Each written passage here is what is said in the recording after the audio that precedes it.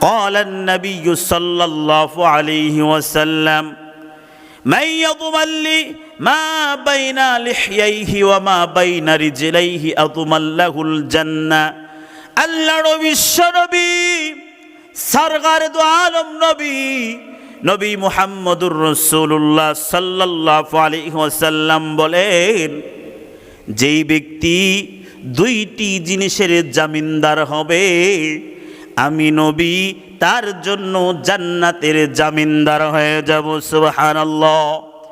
সেই দুইটি জিনিস কোন দুইটি জিনিস? এক নাম্বার হলো দুই চোয়ালের মধ্যবর্তী জায়গা জিহ্বা, এবং দুই উরুর মধ্যবর্তী দুই রানের মধ্যবর্তী স্থান লজ্জাস্থান। কেননা এই জিহ্বা দ্বারা মানুষ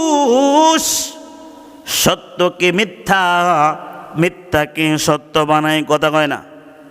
এই জিহ্বা দ্বারা অন্যের গীবত বলে, এই জিহ্বা দ্বারা মানুষের সাথে ছলনা করা হয়, এই জিহ্বা দ্বারা মানুষকে ধোঁকা দেওয়া হয়, এই জিহ্বা দ্বারা সত্যকে মিথ্যা, মিথ্যাকে সত্য বানানো হয়, এই জিহ্বা দ্বারা মানুষকে কষ্ট দেওয়া হয়।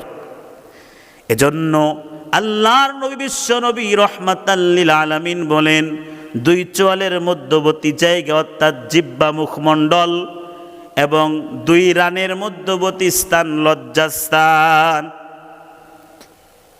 কারণ এই লজ্জাস্থান দ্বারা মানুষ জিনা করে, বেগানা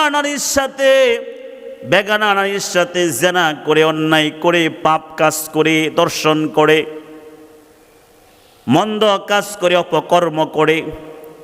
এজন্য আল্লাহর নবী বিশ্ব নবী রহমাতাল লিল আলামিন বলেন, যদি কোনো বান্দা, যদি কোনো ব্যক্তি এই দুইটি জিনিসের জিম্মাদার হবে, এই দুইটি জিনিসের জামিনদার হবে, আমি নবী তার জন্য জান্নাতের জামিনদার হয়ে যাব। সুবহানাল্লাহ।